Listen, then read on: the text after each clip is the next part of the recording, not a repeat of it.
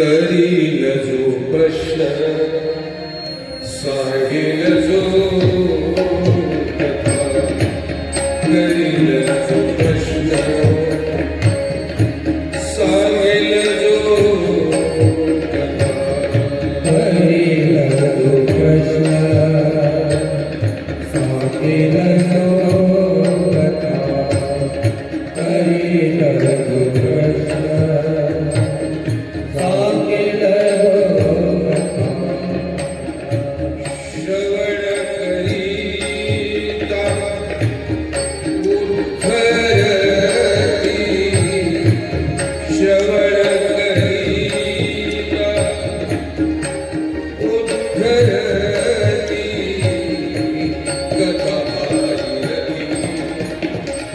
स्नान जे करी कथा भागीरथी स्नान जे करी कथा भागीरथी स्नान जे करी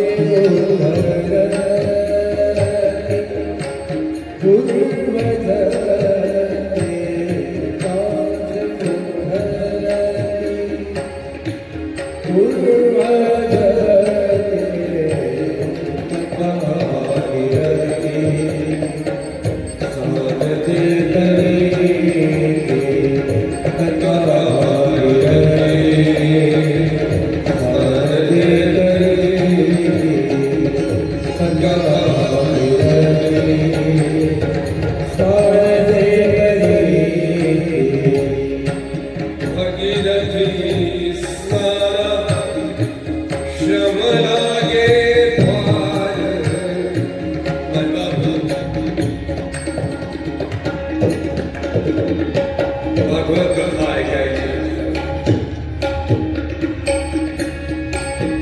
तुम्ही ऐकणार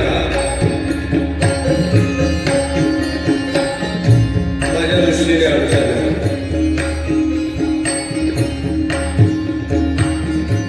तुम्ही किती जमा झाला माझ्यावर काहीही फरक पडत पण आमचा महात्मा जमा झाला की मला अडचण या गुरुजनांपुढे आपण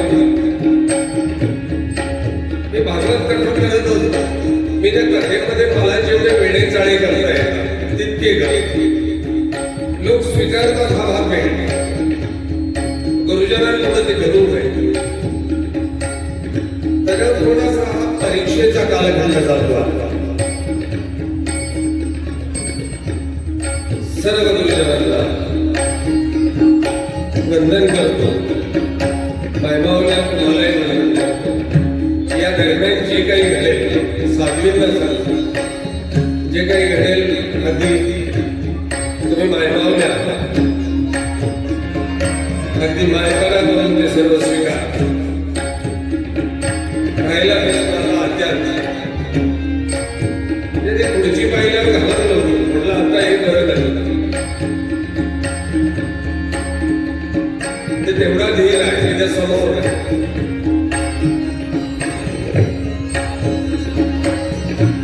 राहिला प्रश्न एक येतो महत्वाचा आई म्हटलं का सर्व अपराध पोटात घातला त्याला अत्याही आपण होणारे अपराध या 7 दिवसाच्या कालखंडामध्ये नक्की सहज ग्लोबल महानुभाव महासंघ म्हणजे सुदर्शन दादा त्यांच्याबरोबर असलेली सर्व संघटना तुम्हाला त्यांची मागणी मागतो या 7 दिवसाच्या कालखंडामध्ये जे अपराध होते तुम्ही सर्व मुकाटपणे सहन करा त्याला उपाय नाही आमचे ज्येष्ठ शास्त्री बाबा माझे स्नेही बाबाजी काही खऱ्या गोष्टी राहतील आणि बऱ्याच काही खोट्या राहतील तुम्ही मात्र स्वीकारायच्या प्रेमानं स्वीकारायच्या कथा भागीरथी स्नान जे करी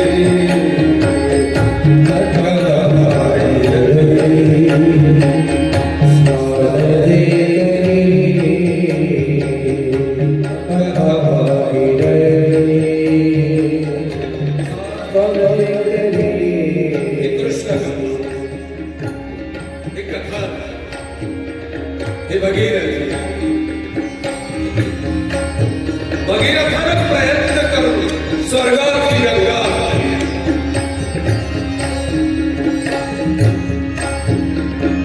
शुकयोगींद्राने एका भाताच्या शिकाचं कर्ज फेडण्याकरता भागवत एका भाताच्या शिकाकरता सांगितलं गेलेली भागवत तुम्ही ऐकलेली भागवत कथा सज्जन म्हणजे राजकारणात गट असावे म्हणजे 5-6 गट असले पाहिजे राजकारणात मजा येते थोडीशी भाविकांमध्ये गट असतो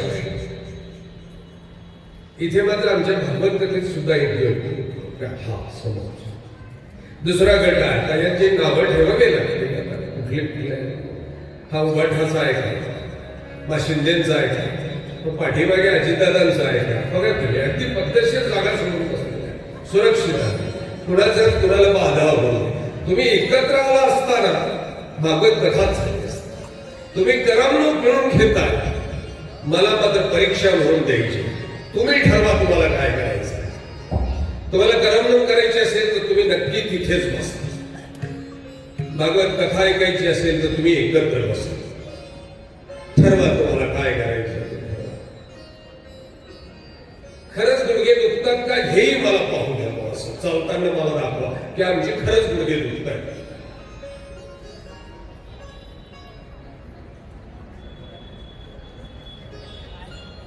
कृष्ण कथा ही गुडघ्यावर आल्याशिवाय ऐकल्या जात नाही लक्षात घ्या मराठवाड्यात मराठी भाषा वेगळी आहे का लिखाव कळत नाही तुम्हाला मागच्यांना पुढे नाही आहे नाही मागल्या तुमचा नाही प्रश्न नाही सातवीचा काही प्रश्न चालला हे मागचे चाललेले आहेत पुढच्या घेऊन या ना पुढे हे बाळा पुढच्या घेऊन या ना अरे गमत तुम्हाला वाटलं गरीब आहे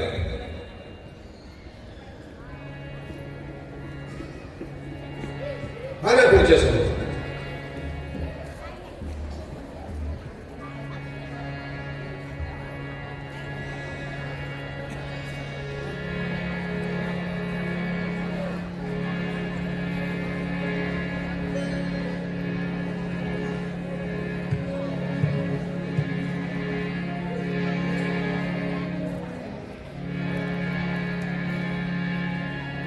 कथा भागीरथी स्नान जे करी कथा भागीरथी स्नान जे करी आणि भगीरथी त्या भगीरथानं नमस्कार मारले स्वर्गात खाली आले शिवयोगींद्राने एका भाताचं शीत व्याजासह फेकले भगवान कथा सांगितली परीक्षित तुम्ही ऐकलेली कथा मी सांगत असलेली कथा या दोघांमध्ये बदल असते तुम्ही भागवत कथेचा जन्म झालेली कथा ऐकलेली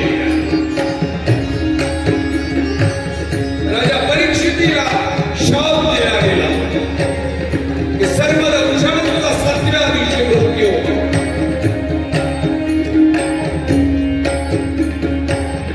भागवत कथेचा जन्म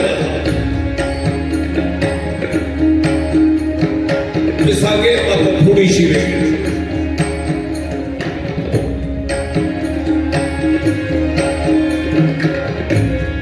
शुकयोगींद्रासारख्या महातपस्व्या आपला वेळ आणि परीक्षितीला कथा सांगावी हे सहज घडलेलं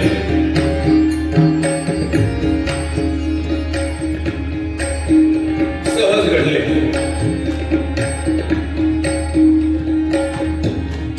भारतीय महायुद्ध संपलं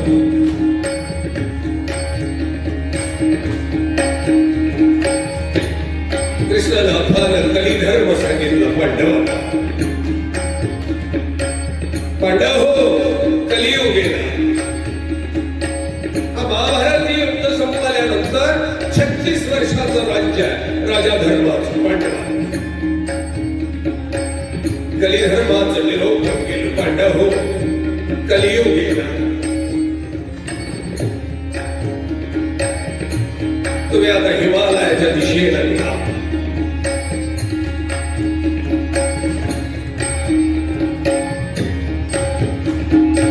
कलियुगाचं वैशिष्ट्य हे सांगितलं. कली म्हणजे आकळी. हे कलियुग आहे, हे आकर्षित करणार आहे.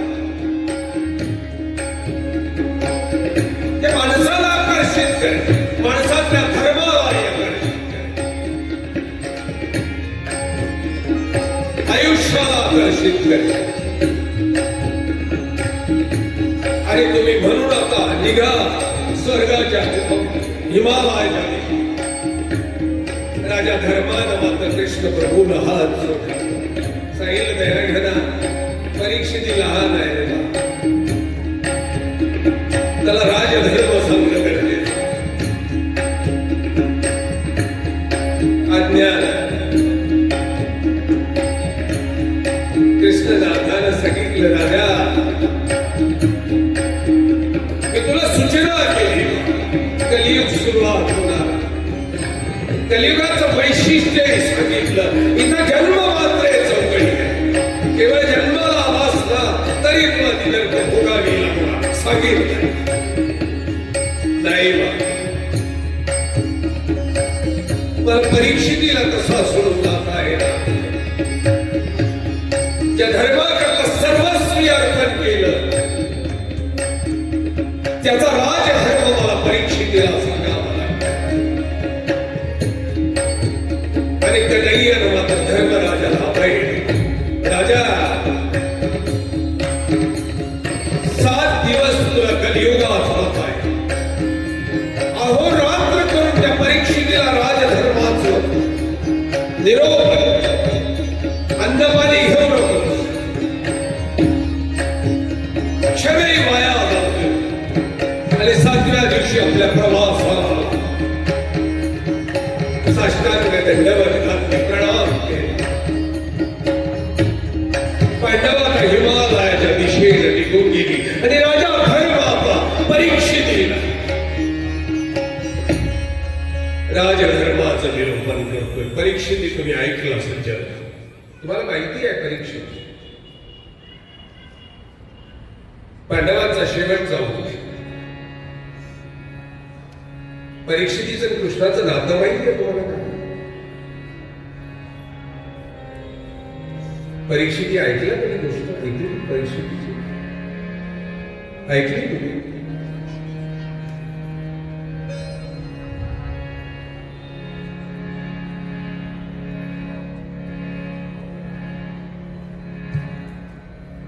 सुभद्रा कृष्णाची बहीण, अर्जुनाची बायको,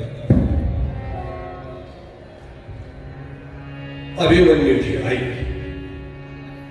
अभिमन्यूचा पोरगा परीक्षित, कृष्णाचा कोण?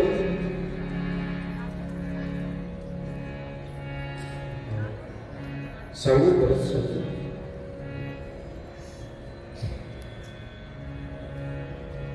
सुभद्रा कृष्णाची बहीण.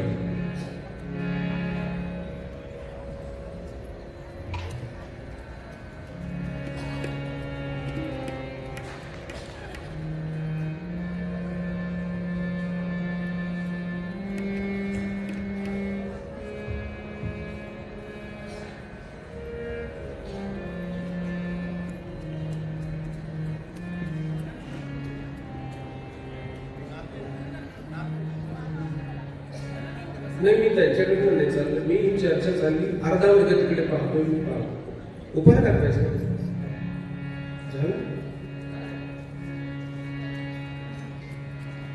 हा सुभद्रा कृष्णाची बहीण, अर्जुनाची बायको, अभिमन्यूची आई, अभिमन्यूचा पोरगा परीक्षित, कृष्णाचा कोण?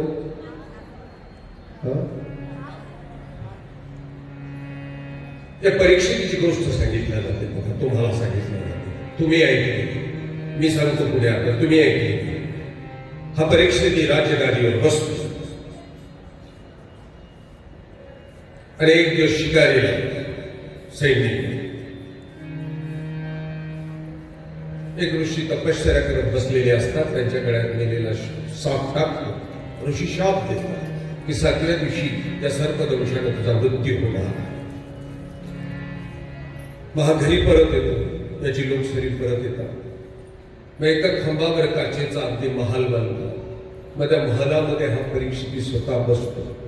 चारही बाजूने अगदी सैन्य उभं असतं.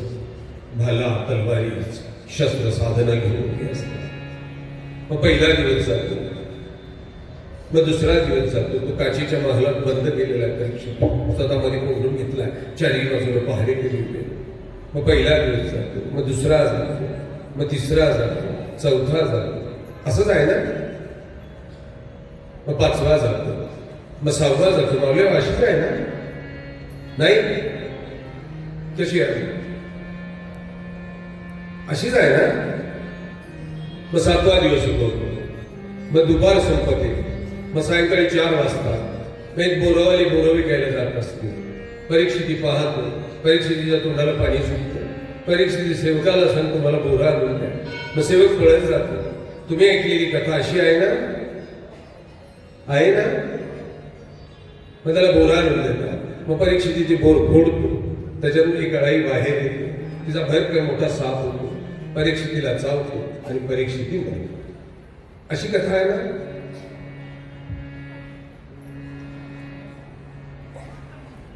अशीच आहे. एकदम बोलत जाणं काय होतं. ही साधू मंडळी मला काही बोलता येत नाही. तुम्ही एकट्याच सापडता.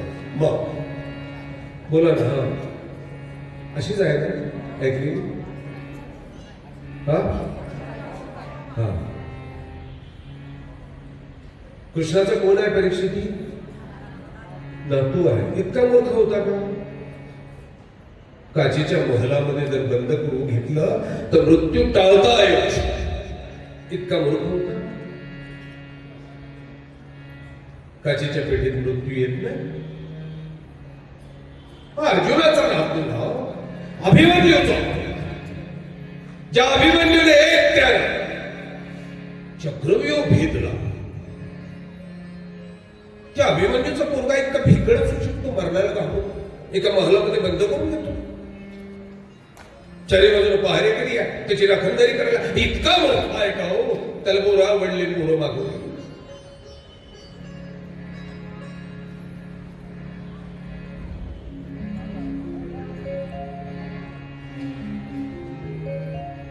हे कृष्ण गोविंद हरे मुरारे हे नाथ योगेश्वर वासुदेव. हे कृष्ण गोविंद हरे मुरारे. जी भागवत कथा आपण ऐकतो ती मी सांगतो. थोडा बदल आहे. काळजीपूर्वक ती ऐका. मजा येईल आपल्याला पुढे. अगदीच कथा भागीरथी स्नान जे करी. कथा भागीरथी स्नान जे करी. भागवत कथा आहे. गंगा लक्षात घ्या. गंगेच्या स्नानानं कातडी सज्ज होऊ शकते. आत्म्याचं काय सिंहस्थामध्ये मेलेलं शरीर त्याच्या पुढील मधल्याचं. भागवत कथा मधल्या आत्म्याला शुद्ध करते. आम्ही शरीराला सुदृढ आहोत. आमची आत्मे कुपोषित झालेली आहे.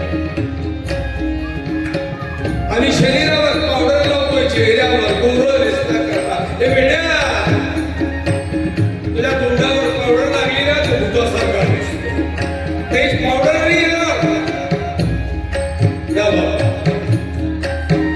कुठल्या क्रीमनं तुझ्या चेहऱ्यावर सौंदर्य वाटतं. ते तेज येण्याकरता मधुनं यावं. मधुनं आणि मधनं तेज तेव्हा येईल तो प्रसन्न, तो स्वच्छ असतो, तो चेहऱ्यावर आज आम्ही सर्व कुपोषित. आमचा तो पवित्र नाही, मधला आत्मा पवित्र. त्या मानवा पंथाचे पहिले आचार्य श्री नागदेव त्या लिंगाच्या आश्रमामध्ये बसलेले होते. स्मरण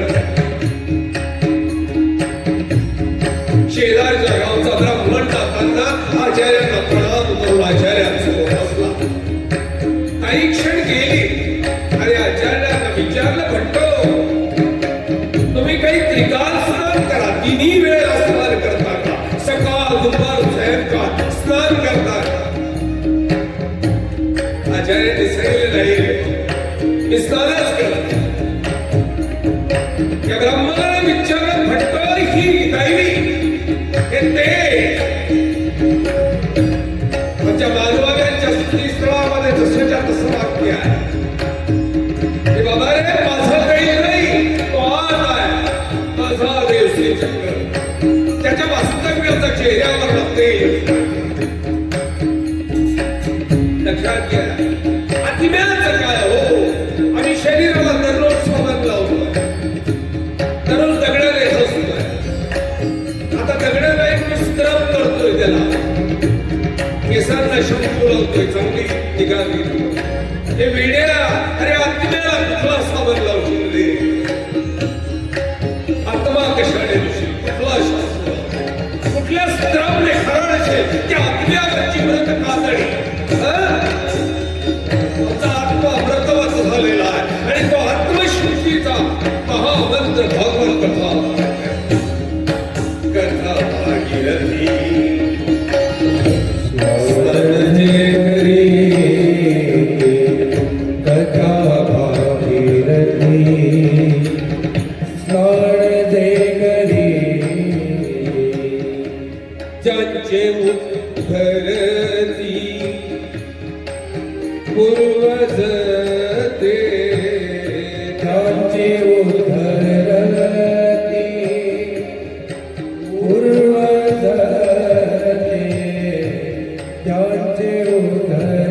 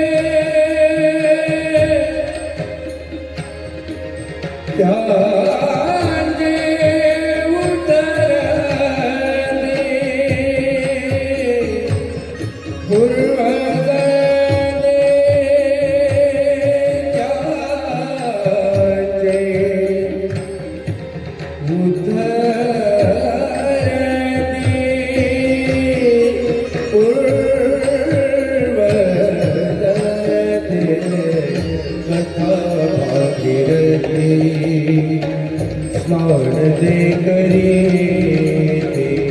कथा भागीरथी.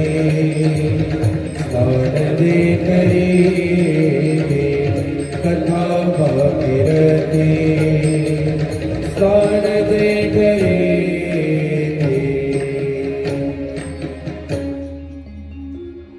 भगीरथी स्नान श्रम लागे फार, करावे एकाग्र मने.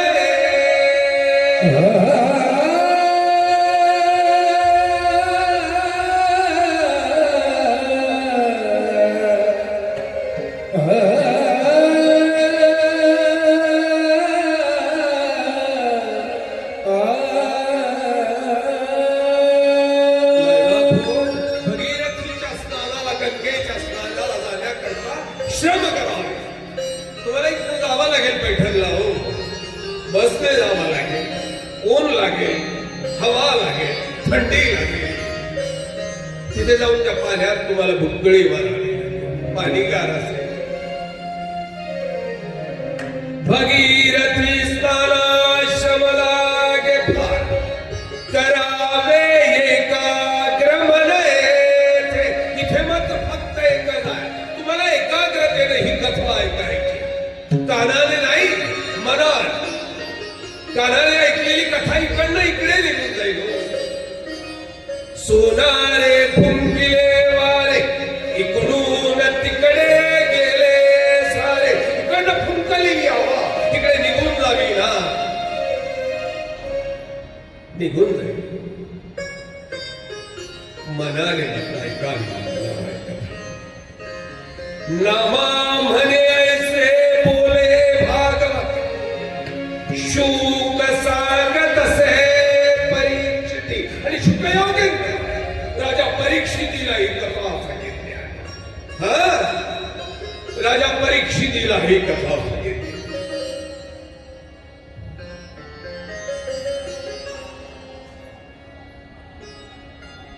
राजा परीक्षिती सिंहासनावर बसला.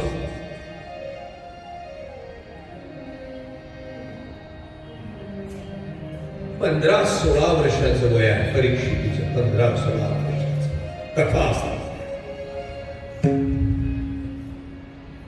राजा परीक्षिती राजगादीवर बसला. दोन घटना या भारत वर्षातल्या सर्वश्रेष्ठ आणि अचंबित करणाऱ्या गोष्टी आहेत. या अवघ्या भारत वर्षाचं राज्य 15-16 वर्षाच्या पोराच्या हातात दिलं परीक्षितीच्या. आणि एक वेळेला या भारत वर्षावर चपलीने राज्य केलं. 14 वर्ष. 14 वर्ष एक चप्पल राज्य करत होती भारतात. दोन्ही घटना अचंबित करतात की 15 वर्षाच्या पोरानं भारत वर्षावर राज्य करावं. आजचा भारत नाही, तेव्हा अफगाणिस्तान, बलोचिस्तान, पाकिस्तान, बांगला, इकडे श्रीलंका हे एवढा पसरलेला, नेपाळ हे सर्व पसरलेला भारत, या भारतावर 15-16 वर्षाच्या पोरानं राज्य केलं. अरे याही पेक्षा एका चपलीनं 14 वर्ष राज्य केलं. 14.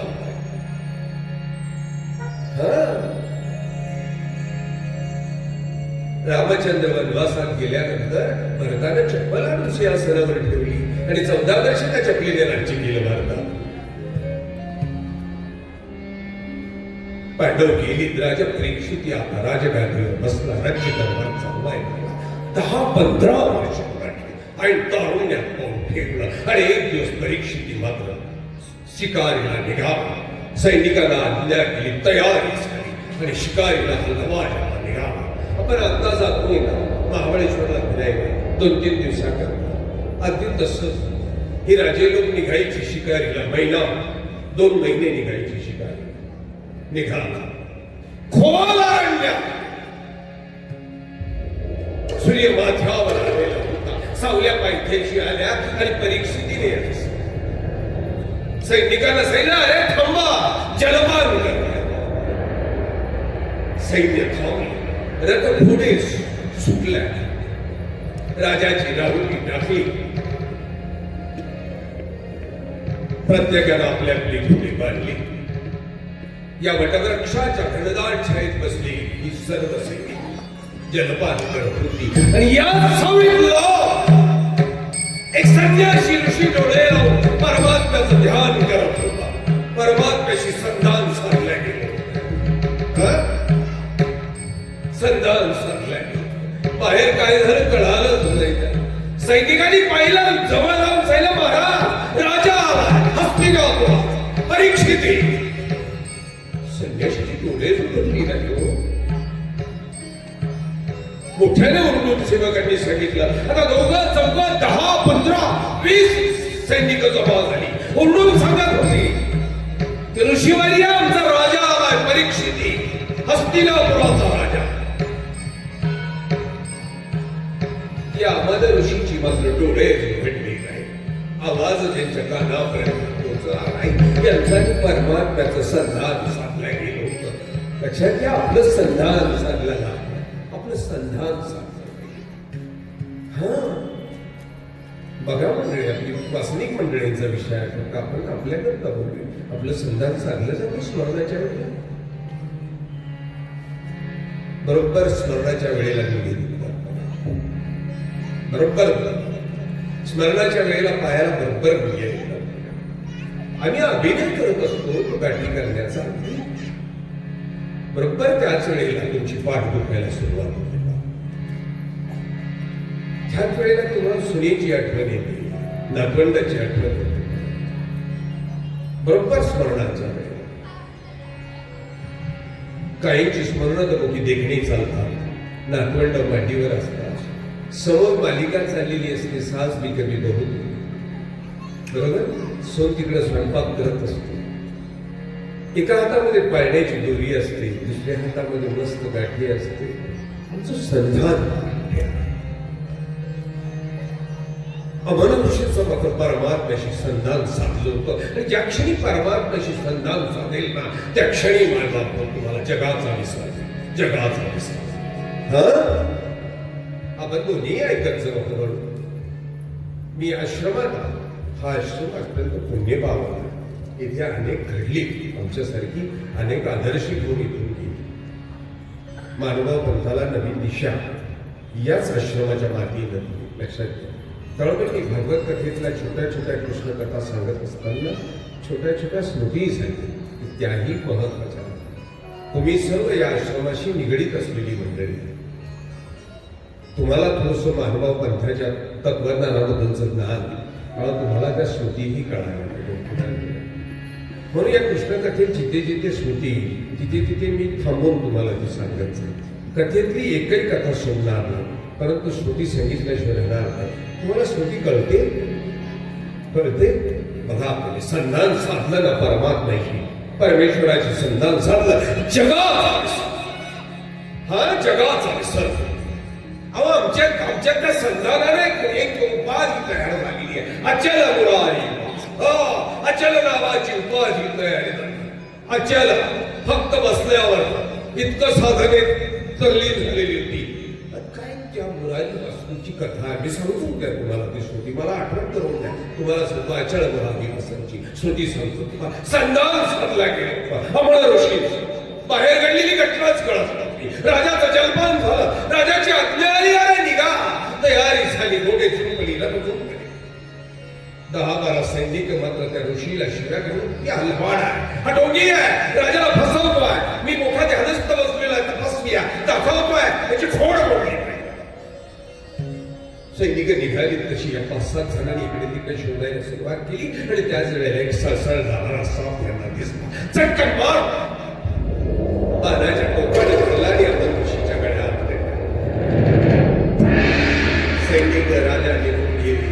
सूर्यास्ताला निघाला, सावल्या लावल्या, पाखरं धराला निघाली. आणि आम्हाला ऋषीचा मुलगा ऋषी श्रवण वनात तपसाधना करून परत आलेला.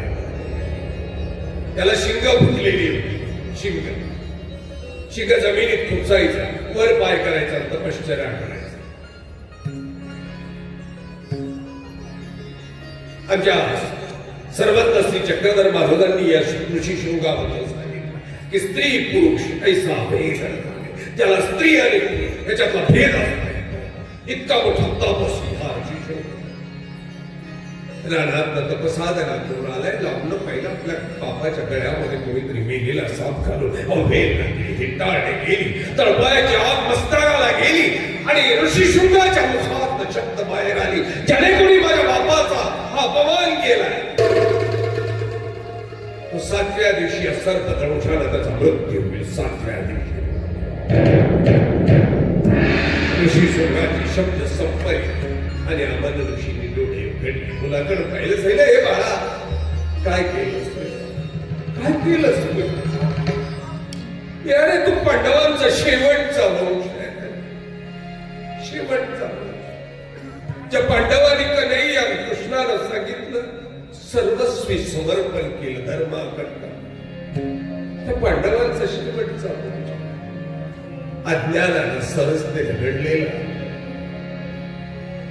ऋषी शृंगाच्या लक्षात आलं, चूक झाली. खाली मानेने मोकपणे उभा राहिला. आता मन ऋषी उठली, हस्तिनापुरात पोहोचले. राजा परीक्षित त्याला भेटले जाईल राजा माझ्या मुलाला तुला शाप दिला 7व्या दिवशी तुझा सर्पदंशाने मृत्यू होता राजा परीक्षितीने अमन ऋषीच्या पायावर डोकं ठेवलं अमन ऋषी परत आले आणि परीक्षितीने आता संत संन्यासी ऋषी ब्राह्मण सर्वांना एकत्र बोलवलं सर्वांपुढे आता तो प्रसंग सांगितला की माझ्या जगण्याकरता 7 दिवस आहे 7च दिवस आहे त्या 7 दिवसामध्ये माझ्या आत्म्याचं कल्याण कसं उद्धार कसा मला असा उपाय सांगा की केवळ 7 दिवसामध्ये बापू परीक्षेची 7च दिवस जगणार होता आपणही 7च दिवस जगणार आहोत. आपल्यातला कोणीही 8व्या दिवशी जगणार नाही. आज कोण वार आहे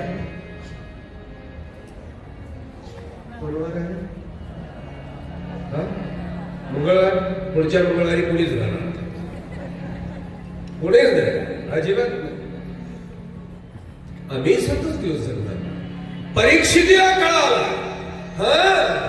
आम्हाला कळा बघा मंगळवार बुधवार गुरुवार शुक्रवार शनिवार रविवार सोमवार त्याला कळालं आम्हाला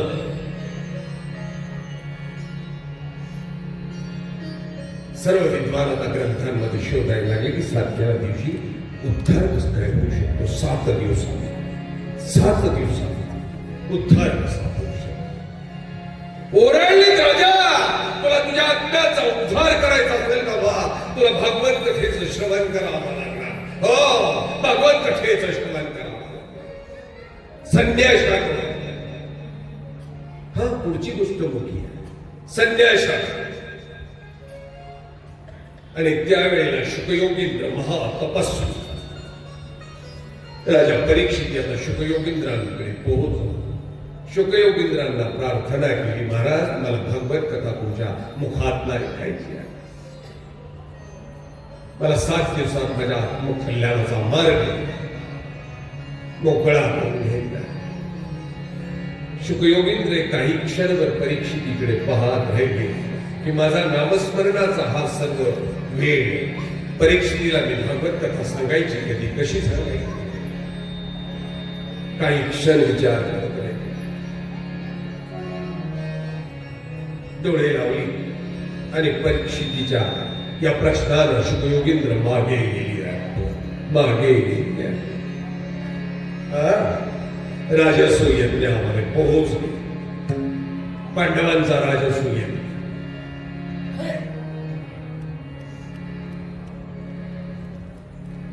अवघ भारतवर्षातली साधू संत ऋषी मुनी बोलवली होती राजसू यज्ञाची अग्रपूजेचा मान कृष्ण परमात्म्याला दिला कृष्ण परमात्म्याला याचं नियोजन करून दिलं होतं हो प्रत्येक काम प्रत्येकाला सोपवलं होतं 11 महिने चालला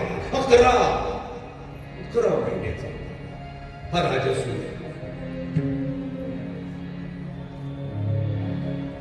कन्हैयाचं ते नियोजन होतं द्रौपदीने पंगत वाढायची होती धर्मानं गंधक्षला लावायची दुर्योधनानं पूजा करायची होती मोठी अबलातून कला असते या कन्हैयाची कन्हैयाचं वागणं तुम्हाला कळणारच नाही बघूया आपण आता 7 दिवस कसं होतं कन्हैयाच कळतच नाही दुर्योधन पांडवांचा शत्रू त्याला सांगितलं तू दक्षिणा वाटायचं काम मावले हो लग्नात आपण साड्या वाटण्याचं काम कोणाकडे देतो आहेर आल्यानंतर आहेर पाहता बाया बरोबर आहे ना नेमकी साडी किती रुपयाची कोणाला द्यायची आहेर किती रुपयाचा विश्वासाच्या काहीकडे देता का नाही बरोबर आहे ना जे आम्ही सुद्धा मानव मंडळी सुद्धा दक्षिणा वाटायचं काम बरोबर देतो का नाही हा ज्याची बोटं लहान आहेत त्यालाच देतो आम्ही ज्याची बोटं लांब आहेत त्याला देत नाही बघा तुम्ही काळजी कन्हैया वेगळा कन्हैयाला मात्र दुर्योधनाकडे दिला दुर्योधनाला सांगितला दुर्योधना दक्षिणा वाटायचं काम करतो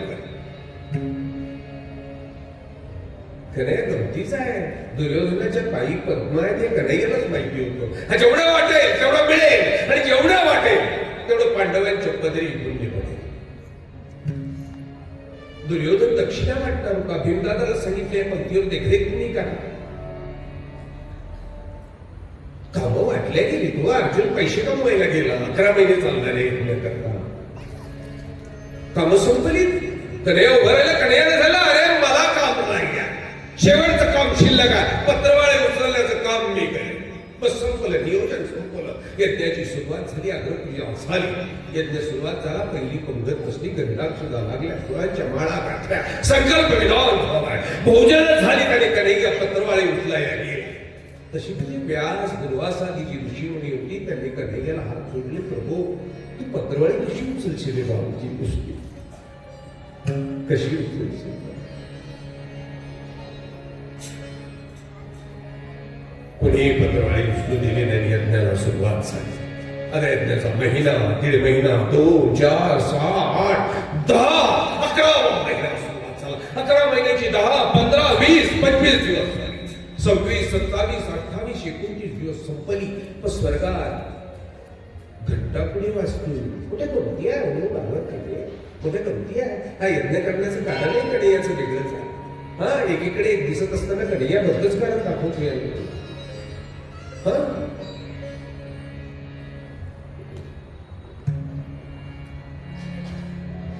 कृष्णाला अरे अर्जुन एक वेळेला स्वर्गात, 2-3 कथा लक्षात ठेवा.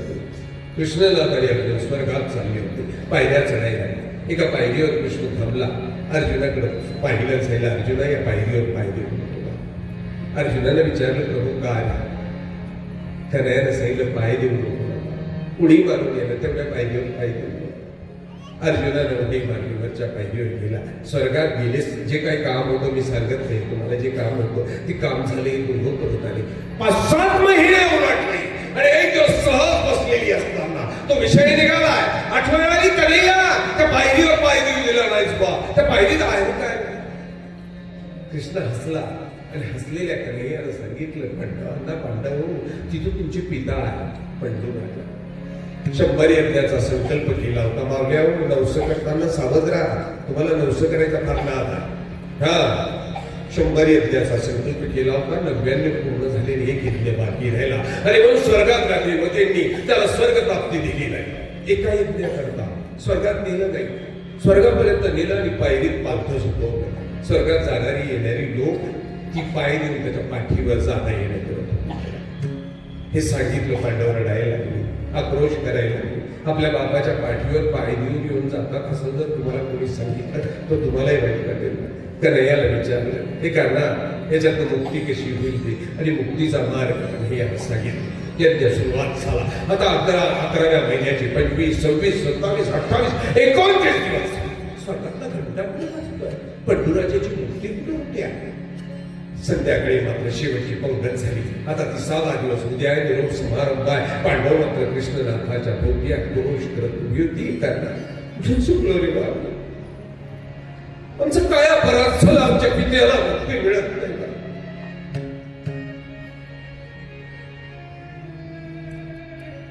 कोणती सामोरशी रडत. कन्हैया मात्र मोठपणे सर्वांकडे पाहत होता, मोठपणे पाहत. 30वा दिवस उगवला. पंगत बसलेली, कुंकुम दिलं, काक्षीदार पुष्पांच्या माळा अर्पण केलं, दान दक्षिणा दिली गेली, संकल्प विधान झालं. आता संत मंडळी, ऋषी मंडळी भोजनाला बसणार की कन्हैया होणार आहे. हात जोडले पडून गेला. सांगितलं, ऋषी हो, या यज्ञाचं ठरलेलं आहे, कुणी काय काम करायचं. या यज्ञाचा व्यापार माझ्याकडे आलेला होता, पत्रवाळी उचलायचा. तुम्ही कुणीही उचलू दिली नाही आणि म्हणून तो यज्ञ अपूर्ण नाही. मला पत्रवाळी उचलू द्या. ऋषींनी चर्चा केली आणि कृष्णनाथाला सांगितलं. दयाघना 5च उचल. ज्येष्ठांच्या होकार दिला. पंगत बसली, भोजन झाले आणि कृष्णनाथाला आता त्या 5 पुष्प्या पत्रवाळ्या उचलल्या आणि मंडपाच्या बाहेर टाकण्यात आल्या. इथे बाहेर मात्र 11 महिने खेळ होत होता. हा शुकयोगींद्र पक्षाच्या रूपात दिवसभर वाट पाहत होते. त्यांना भोजन नको होतं, त्यांना मात्र प्रसाद हवा होता. कृष्णनाथाच्या स्पर्शानं पावन झालेला प्रसाद. अवचटे लागता चरण पवित्र होती पाचन, तया नमस्करती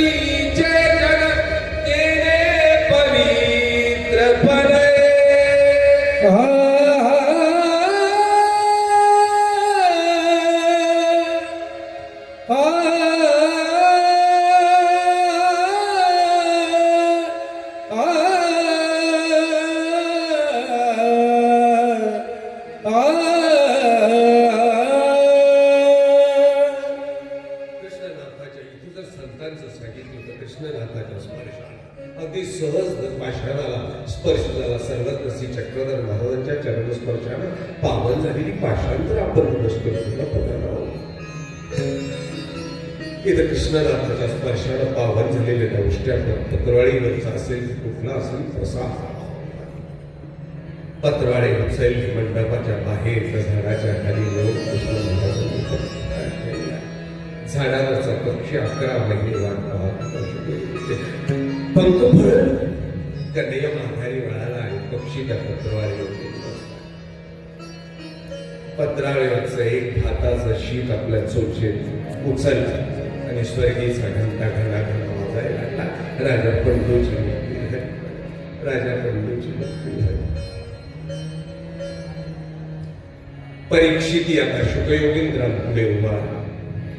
शुकयोगींद्रांना प्रार्थना करतो मला तू भागवत कथा सांगा. आणि शुकयोगेंद्र परीक्षितीकडे पाऊल डोळे लावून मागे गेले. मी परीक्षितीला भागवत कथा कशी सांगतो. एका क्षणात आठवलं रे त्या परीक्षितीचा ओझा आहे माझ्या एका भाताच्या शिकाचं.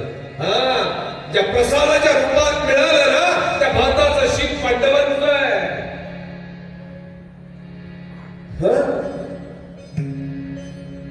ते भाताचं शीत पांडवांच्या घेतल्या पांडवांचं ओझा आहे. आणि राजा परीक्षितीला शुभयोगींना होकार दिला आणि परीक्षितीला ही भागवत कथा सांगितली. पापी जे अभक्त दैत्य जे माझे पापी जे अभक्त दैत्य जे माझे पापी जे अभक्त दैत्य जे माझे पापी जे अभक्त दैत्य ते माझे करणी झाले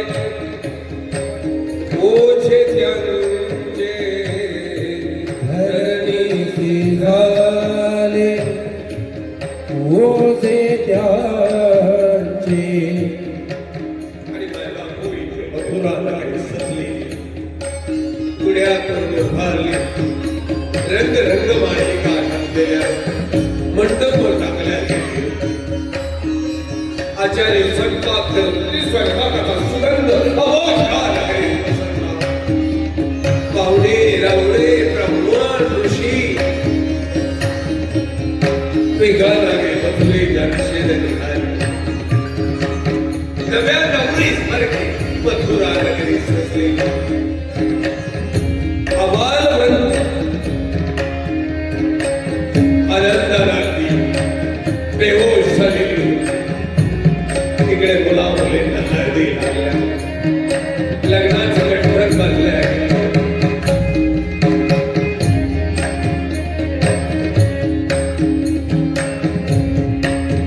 ब्रह्मवृंद मंत्रांचा घोष करत होती आणि वधूवरांचा त्या वरमंडपामध्ये आगमन झालं. आता ही वसुदेव देवकी पोहल्यावर फेरे आता परमाणा अंतर्पाठ ठरला आणि ब्रह्मवृंद आता मंगलाष्टका म्हणाय. अक्षरांची उधळण करते नाही. आकाशात देव पुष्पांचा वर्षाव करायला लागले आणि एका क्षणी सावधान वसुदेव देवकीचा विवाह आणि आता वसु या नववधूवरांची वसुदेव देवकीची वराला मथुरा नगरीत निघाली. भक्तीच्या पावलाला काही करा मथुरा नगरीत निघा. आबालवृंद आनंदानं बेहोश होऊन नाचत होती. गुलालाची उधळण वाद्यांचा कल्लोळ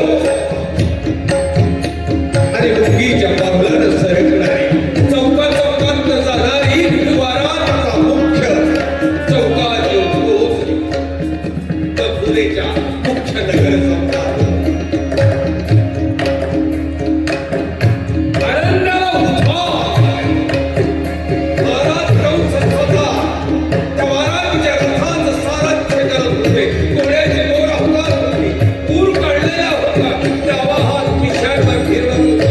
दाखवत होती प्रजाजनांना, अरे लग्न कुणाचा कंसाच्या घरी. लग्न कुणाचा कंसाच्या बहिणी.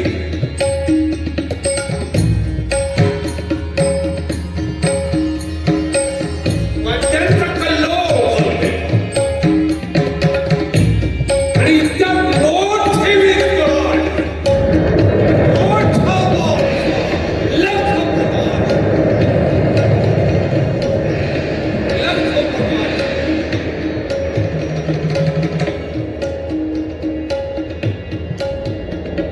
आणि त्या विजयाच्या पाठीमागणं आवाज आलाय, कंसा हे सारथ्य कुणाचं करतो रे वेड्या, सारथ्य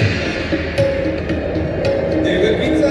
हे वेड्या, देवकीच्या पोटी येणारं आठवं बोल तुझ्या मरणाला कारण होतं. देवकीच्या पोटी येणारं आठवं बोल तुझ्या मरणाला कारण. क्षणात वाद्यांचा गोंधळ थांबलाय. निशब्द वातावरण झालं. प्रजाजन सर्व खाली मानेवर मोकपणे उभं होतं. आवाज होता फक्त श्वासाचा आणि श्वासाचा. खाली मानेनं मुकाट बसलेली होती.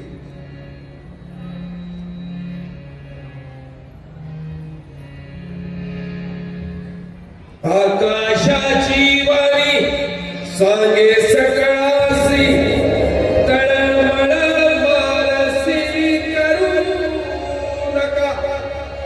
देवकीच्या गर्भा येईल भगवान, रक्षीण ब्राह्मण गाई. आकाश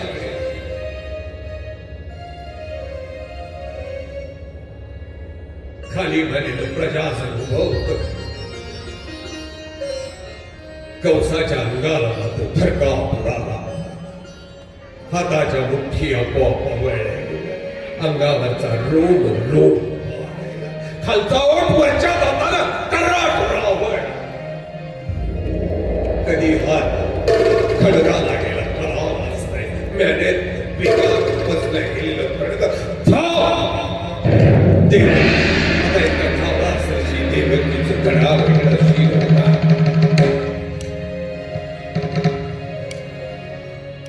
वसुदेवाने हात सोडलीत. महाराज, क्षत्रिय हात, क्षत्रियानं स्त्री हत्या केली. क्षत्रियानं स्त्री हत्या केली. डाव्या हाताला वसुदेवानं लोटला. डोळ्याची पापणी लवते ना लवते तोच.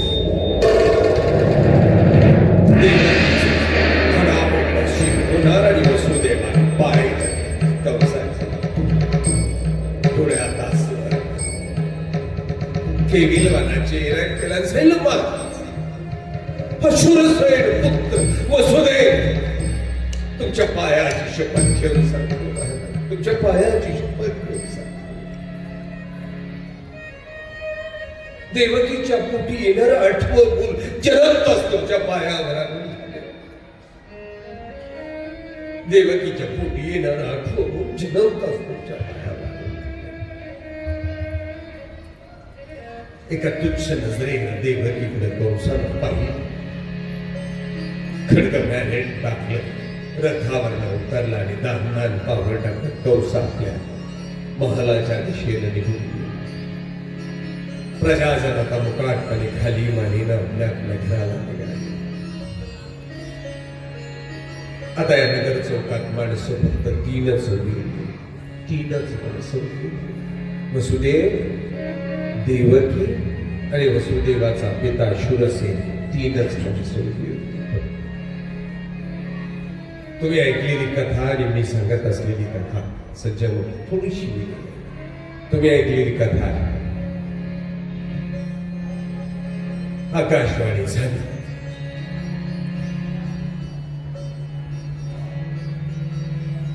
आकाशवाणीनं सांगितलं देवकीच्या पोटी येणारा आठवं मोठला मारून टाकणारा. हा, तसं कंसाची काळी वाजवली आणि कंसाची सैनिक धावली. वसुदेव देवकीला धरलं. हातापायामध्ये पेढ्या टुकल्या. साखळदंडाने बाल.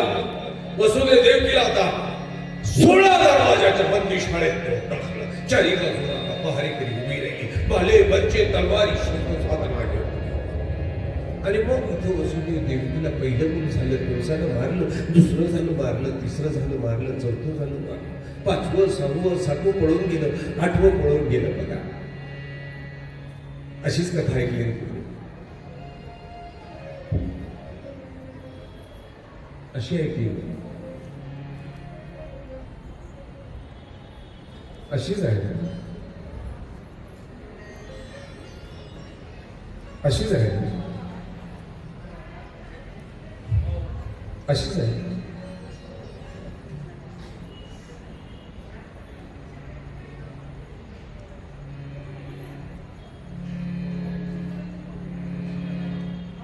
अशीच आहे.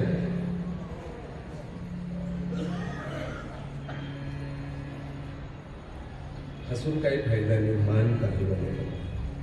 अशीच आहे ना मावल्या, बरोबर आहे ना? साधू मंडळीचा इथे काही विषय नाही, आपल्या आपल्यात साधू कधी घडली घटना आहे. वरात कधी निघते मावल्या? तुमची निघाली होती वरात? निघाली आजी? वरात निघाली तुझी? कधी निघते वरात? कधी निघते? लग्न झाल्यानंतर महिन्याने, 8 दिवसांनी, 15 दिवसांनी कधी निघते? हा, कधी निघते तुमची? कधी निघते वरात? कधी निघाली आजी? कधी निघते? लग्न झाल्यावर 15 दिवसांनी, महिन्याने, 2 महिन्याने कधी निघते? बोलतच नाही.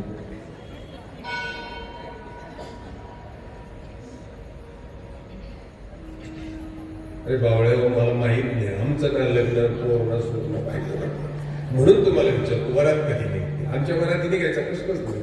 आमची शेवटची वरात निघाली असं. वरात कधी निघते? कधी? महिन्याने लग्न झालं, मग दुपारी लग्न झालं, संध्याकाळी वरात निघते. हळद उतरते, वरात निघते तेव्हा हळद उतरलेली असते. दुपारी लग्न झालं, संध्याकाळी वरात निघाली, हळद उतरलेली असते नाही. मी घटना कधी घडली? दुपारी लग्न झालं, संध्याकाळी वरातीत घडली ना, बरोबर आहे ना? वरातीत घडली. या जागेवर तुम्ही होते, तुमची वरात मस्त अगदी.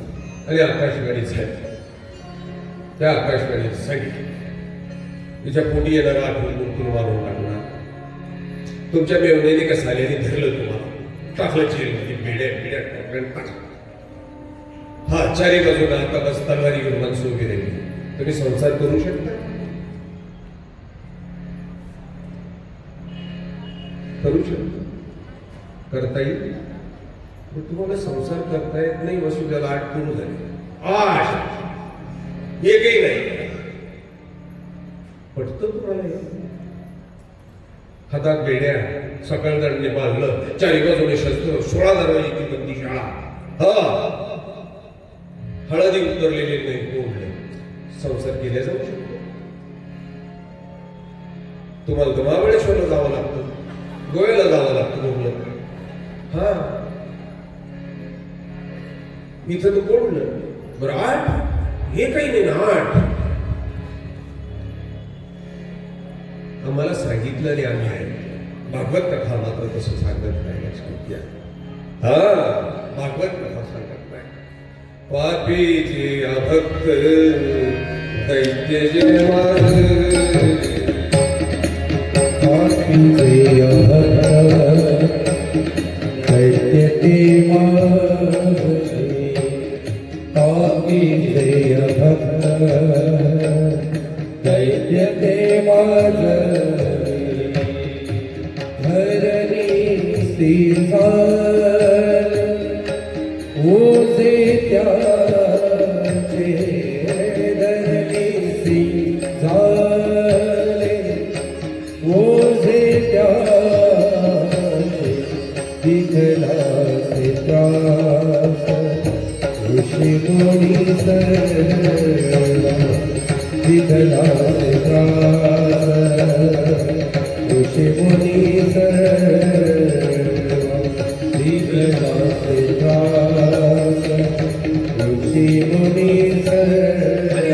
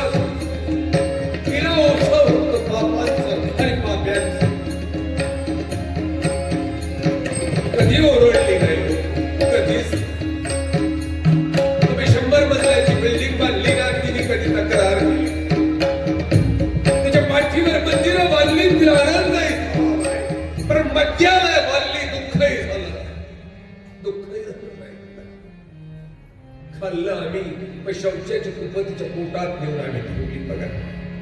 शौचाची कुंपण म्हणून ठेवली. तिथे गारण नाही केली. मोकळं असते.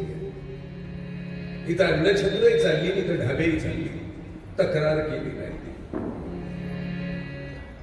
पण जेव्हा हा तराज होता, पुण्याचा तराज होता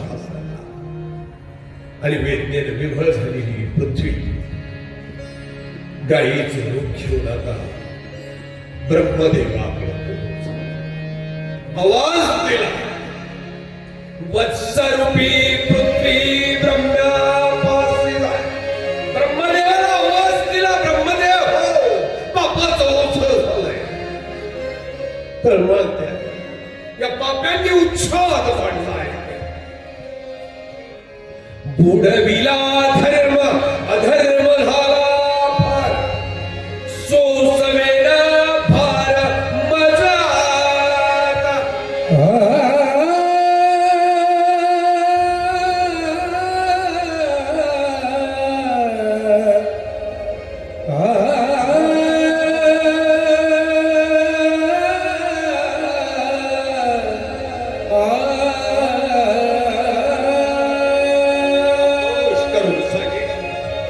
ब्रह्मदेवानं ऐक, पृथ्वीला सांगितलं तुझं गारानं परमात्म्यापर्यंत आम्ही पोहोचवतो. तुझा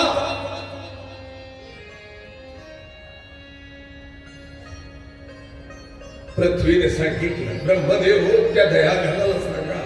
तू आश्वस्त केलं म्हणून मी आले नाही.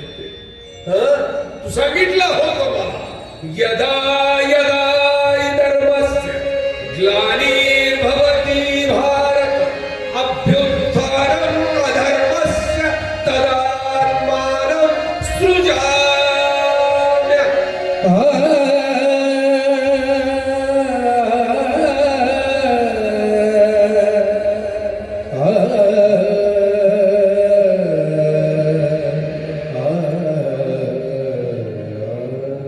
परित्राणाय साधूनां विनाशाय च दुष्कृता धर्म संस्थापनार्थाय संभवामि युगे युगे. जेव्हा जेव्हा धर्माचा रास, पाप्यांचा उच्छाद होईल, मी अवतारेन. पाप्यांचा नाश करेल आणि धर्माची स्थापना करेल. सत्सज्जनाला संरक्षण देईल. त्याला सांगा माझा निरोप सांगा. ब्रह्मदेवानं आश्वस्त केलं. पृथ्वी परत आली. नामदेव महाराज देखणं वर्णन करतात होते. आता ब्रह्मदेव बघा, गंमत बघा ही. ब्रह्मा इंद्राने बरोबरी शिवा. आता ब्रह्मदेवाला आवाज दिला इंद्राला. ब्रह्मा इंद्राने बरोबरी शिवा. आता ही ब्रह्मा विष्णू माय एकत्र चालिले सर्व चिरागची आणि चिरागीच्या नारायणाकडे निघाले. ही सर्व 81 कोटी देव एकत्र आली. नामदेव महाराज वर्णन करतात, नामामध्ये आता करतील स्तुती. त्या परमात्म्याची स्तुती करायला लागली. ताई 81 कोटी देव लोक त्या दयाघराला प्रार्थना करायला लागली. नामामध्ये आता करतील स्तुती सावधान चित्ती परिसा.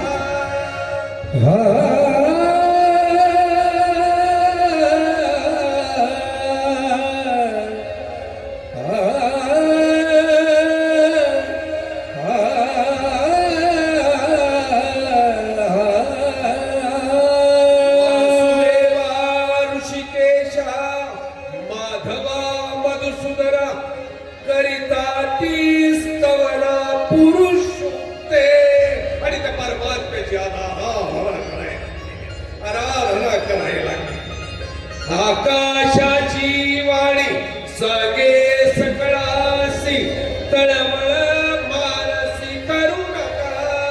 आणि ती आकाशातली आकाशवाणी झाली. देवाला भाव निश्चिंत राहा. देवकीच्या गर्भा येईल बनवा. मी देवकीच्या गर्भामध्ये प्रत्यक्ष अवतरित होईल. रक्षील ब्राह्मण गाई आणि मी सर्वांचं रक्षण करेन. उतरील भारत मारील दैत्यासी आनंद सर्वांसी करील मी.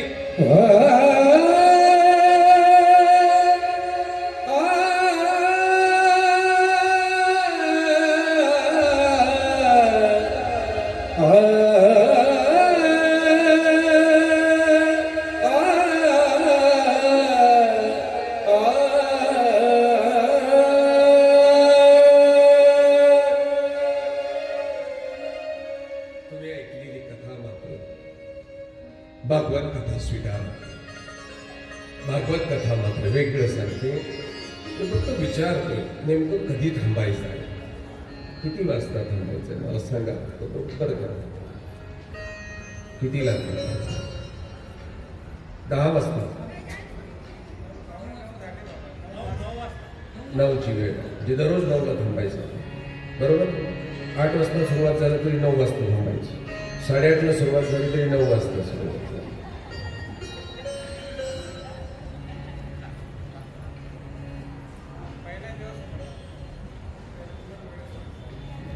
आपण उद्या मात्र नेमकी 7 वाजता कथा सुरुवात करू की जेणेकरून मला वेळ मिळेल बरोबर. आज पहिला दिवस होता, मी सर्व गृहीत करत असतोय सर. 7 वाजता आपण कथा सुरुवात करू. हे कृष्ण गोविंद हरे मुरारी नाथ योगेश्वर वासुदेवा. हे कृष्ण गोविंद हरे मुरारी.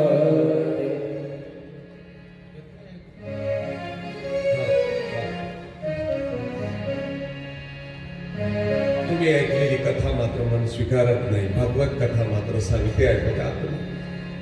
या नगर चौकामध्ये 3च माणसं होती, ती वसुदेव, देवकी आणि शूरसेन. वसुदेवाचा पिता आपल्या मुलाला आणि सुनेला कुशीत घेतलं आणि आपल्या राज्यात निघून गेला. भरलं बाप ओलांडून संसारात पाऊल टाकण्याचं भाग्य मात्र देवकीच्या नशिबी आलं नाही. डोळ्यामध्ये आसवांचं गाठुडं घेऊन देवकीनं संसारामध्ये पाऊल टाकलं.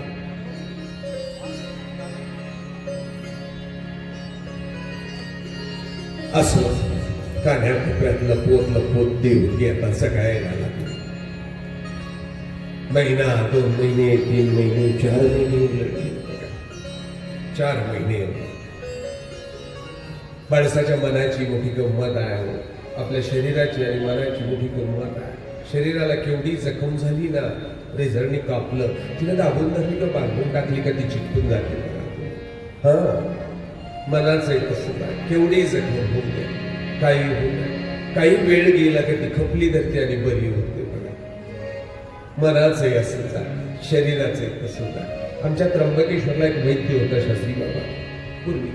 जे मला 1986ला म्हणतो, आमचे बाबा सांगायचे की त्र्यंबकेश्वरला तो वैद्य होता. तो ऑपरेशन गळू वगैरे व्हायचं ना, ते फाडायचं, त्याच्यात ती घाण काढायची, तो वैद्य होता. आणि तेव्हा टाके देता येत नव्हते तेव्हा ऑपरेशनची. आमचे बाबा सांगायचे मला की टाके देता येत नव्हते.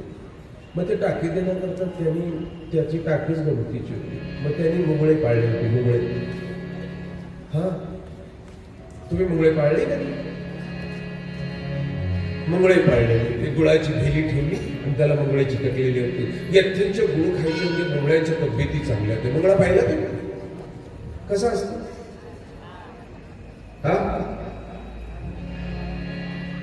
पाहिलं ना? ते तब्येतीला गुळबिळ खाऊन तब्येतीला एकदम मस्त झालेली होती. आणि मग तो ऑपरेशन करायचा असता, फाडायचा, ते काय काढून टाकायचा, ती कातडी असं धरायची, घट्ट धरून ठेवायचा.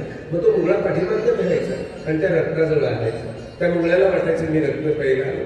तो चुकत धरला की याला कट्टन म्हणून टाकायचा, आपला मुंगळा तिथे भरायचा. अशी ते टाकी राहायची.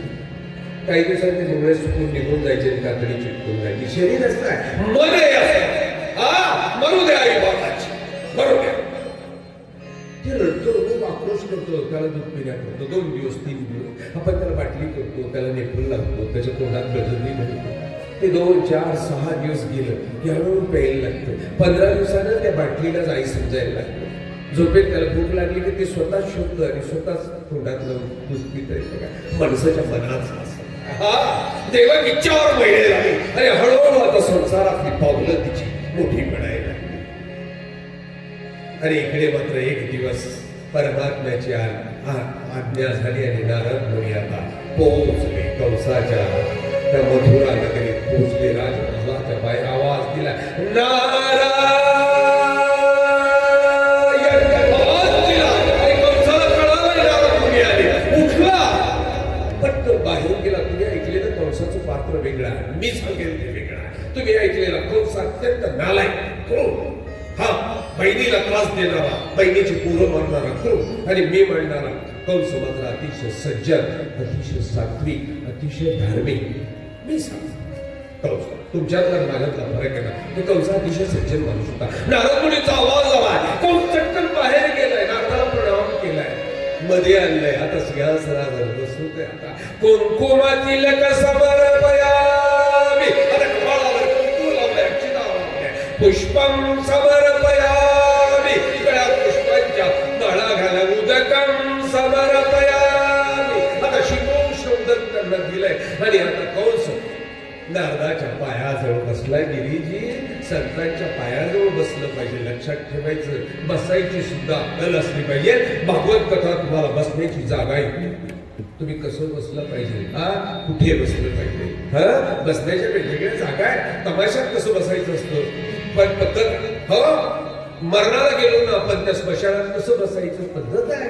पाहुण्यांकडे गेल्यानंतर कसं बसायचं पद्धत आहे. देवाच्या मंदिरात कसं बसायचं पद्धत आहे. साधूंपुढे कसं बसायचं पद्धत आहे. हो लक्षात घ्या.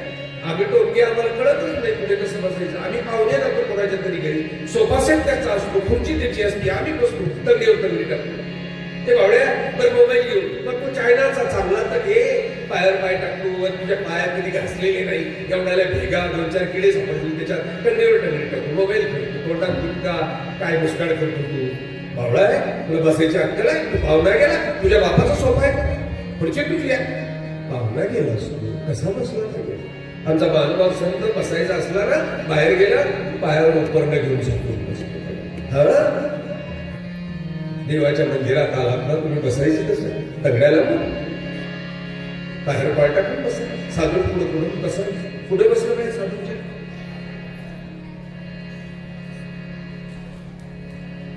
जावया साधू जवळ खुर्ची असली की तुम्ही खुर्चीवर बसा. भागवत कथा सांगते तुम्हाला बसता आलं तरी कृष्ण मिळतो. बस तुम्हाला बसण्याची जागा पाहिजे. हा मानवाव तत्वज्ञान सांगतं तुम्हाला बसता आलं का तुम्हाला देव मिळणार. हो तुम्हाला बसता आलं पाहिजे, बाकी नंतर भाऊ काय करायचं. नंतर भागवत कथा सांगते तुम्हाला बसता आलं पाहिजे. भागवत कथा तुम्हाला बसायला शिकवेल, हसायला शिकवेल, बोलायला शिकवेल. बायावर किती असलं पाहिजे, कुठे असलं पाहिजे, किती बोललं पाहिजे, कुठं बोललं पाहिजे, भागवत कथा शिकवते. हा बघा तुम्ही आता उद्यापासून जेवणाची वेळ होऊन जाते, काय करून त्याला भागवत कथा शिकवते. नारद मात्र नारदाच्या पायाजवळ मात्र कंस बसलेला आहे, कारण कंसाला माहिती होतं संतांच्या पायाजवळ बसलं पाहिजे. हा त्या संतांची पाय फार महत्वाची आहे. संतांची पाय महत्वाची आहे, म्हणून बसतात. संतांची ये पायी हा माझा विश्वास. योग्य संतांची ये पायी हा माझा विश्वास. संतांची ये पायी हा माझा विश्वास. संतांची ये पायी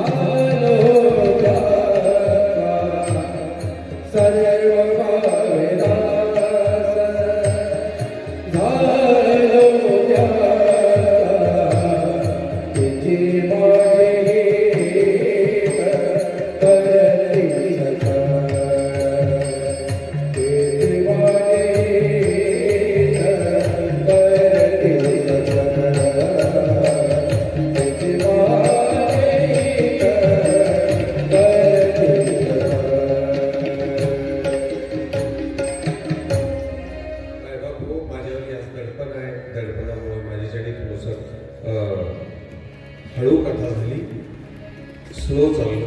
उद्या मात्र मला 7 वाजता वेळ द्या. मी आत्याबाईंना विनंती करेल की आत्याबाई तुम्ही येऊच नका इथे, म्हणजे मी मुक्तपणे राहील, मला मी स्वस्त राहील, माझ्या पद्धतीने कथा करेन. मला स्वस्तता आणि स्वस्तपणे कथा करायला म्हणजे वेडेचाळे करायला मिळणार नाही. तुम्ही इथं बसला आणि भागवत कथा ही बांधून केल्या जात नाही, तिला थोडंसं असं खुलेपणानं करावं लागेल. त्या समोर असल्यामुळे थोडं प्रेशर येत आहे. उद्या मात्र विनंती आहे माझी की तुम्ही मस्त निवांत बसा तिकडे, मी माझं चालू देतो, मग बघू आपण. उद्या मात्र 7 वाजता कथा चालू आहे. उद्या कृष्णाचा जन्म आहे. कृष्ण जन्म हा कृष्णासारखा साजरा करतो. माझी भूमिका आहे की कृष्ण फक्त अष्टमीला जन्माला येतो अजिबात नाही. कृष्ण जिथं जिथं सत्संग होतो तिथं तिथं कृष्ण अवतरित होतो, या मताशी मी आहे. कारण उद्या कृष्ण जन्म आहे. मी बाकी तयारी कशी करायची, मावल्यावर तुम्ही तर मस्त येत आहेत, मला कळालं की आता तुम्ही कुठून येत आहेत, कशा येतात, त्याच्यावर तुम्ही काय करावं इथं हाही प्रश्न आहे. अन्यथा इथे मग आम्ही भागवत कथा करताना आम्ही मात्र पाळणा सजवतो. त्या कार्यक्रमाला येणाऱ्या स्त्रिया छान रांगोळ्या घालतात, फुगे बांधतात, फुलांच्या माळा घालतात, स्वतः गवळणीसारख्या येतात. लक्षात घ्या, तुमच्यासारख्या भांट्या म्हणून येत नाही, गवळणीसारख्या येतात मस्त. आणि हे सुद्धा असे कपडे कापडी येत नाही, ही सगळे गवळी म्हणून येतात. आणि मग तो कृष्ण जन्माचा आनंद एक देखणा होत असतो, बघा देखणा होत असतो. मग त्याच्यात आम्ही रास करणे, टिपऱ्या करणे, अगदी तो जो आनंद गोकुळातला आहे तो गोकुळात समान आम्ही लोकसभा आनंद लुटत असतो. तुम्हाला किती शक्य आहे मला माहीत नाही. मी आश्रमात भगवत कथा करतो, त्याच्यामुळे माझ्यावर काही बंधनं आहेत, परंतु तरी मला असं वाटतं कृष्ण जन्म कसा साजरा व्हावा, पाळणा असावाच, त्याला फुले असावी, त्याला हार असावी, त्याच्याभोवती रंगोळी असावी. मी आमच्या साथींना सांगू शकत नाही ही गोष्ट तुम्ही करा, हे तुम्ही करणं गरजेचं आहे, बरोबर आहे. नंतर हे सर्व करत असताना तुम्ही गवळणी असाव्या, तुम्ही गवळणीच पाहिजे नक्की. उद्या कृष्णाचा जन्म झाला ना तर तिथं कुणी नको आहे, तिथं गवळणीच पाहिजे, तिथं गवळीच पाहिजे. बघा तुम्हाला हे सर्व शक्य आहे का? उद्या मात्र आपल्याला कृष्णाचा जन्म करायचा आहे. इथे वसुदेव असेल, उद्या झाकी होईल, उद्या वसुदेव असेल, झाकी आहे, इथं कृष्ण असेल. तो कृष्णाचा तो प्रसंग तुम्ही कधीही न ऐकलेली कथा मी तुम्हाला सांगेन. उद्या नेमका 7 वाजेपासून 9 वाजेपर्यंत कथा आपल्याला मिळेल ऐकायला. तुम्हाला सर्वांना संत मंडळींना वंदन करतो. आम्ही आरती करत असतो, इथे आरती करायची मला असं वाटतं, बरोबर आहे. आमची पद्धत जशी आहे तशीच इथं आम्हाला उद्या मात्र एक काम करा. मी आश्रमात आल्यामुळं इथे बंधन वगैरे मला माझ्याच्याने गडबड झाली. मी आणलं, आमची मूर्त सोबत असते, देवपूजा सोबत असते. उद्या मात्र मला इथे देवपूजा द्या की जेणेकरून मग माझा ते विडा अवसर करणे मला शक्य होईल आणि मग कथा करता येईल. मग याचा शुभारंभाचा तो वेळ असल्यामुळं सर्व समस्या झाली. मी सांगतो उद्या मला काय काय अपेक्षित आहे. आपण आता देवाकडे सर्व तोंड करून आरती करूया. आरती संपली, यानंतर भागवत कथा संपेल. आपल्या सर्वांना विनंती, आपण थोडा वेळा करता उभं राहा, थोड्या वेळा.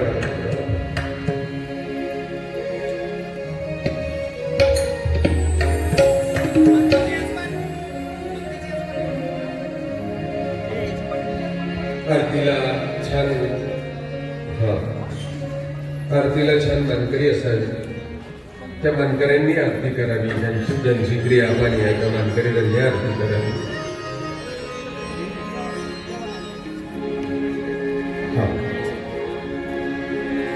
आरती कुंज बिहारी की श्रीधर कृष्ण मुरारी.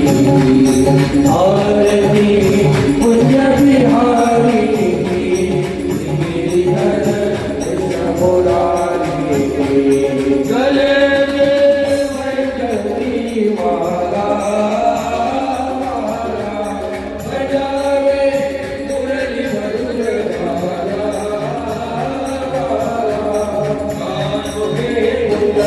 ललकती मंडल नंद में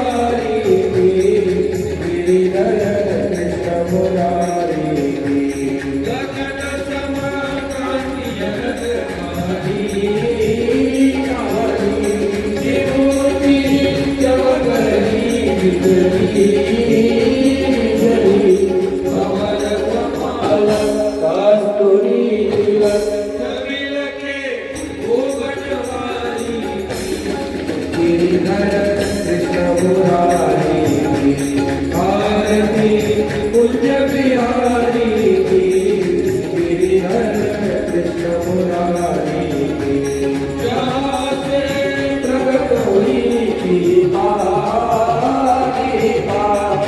अर्जुन वीर हुआ शोभा दिखाया विश्वरू हुआ दिन गुरु मिटाई अन्य अर्जुन की गिरिधर कृष्ण मुरारी भारती पूज्य बिहारी गिरिधर कृष्ण मुरारी गिरिधर कृष्ण मुरारी गिरिधर कृष्ण मुरारी वास्तविक मंडळी हात वर त्वमेव माता च पिता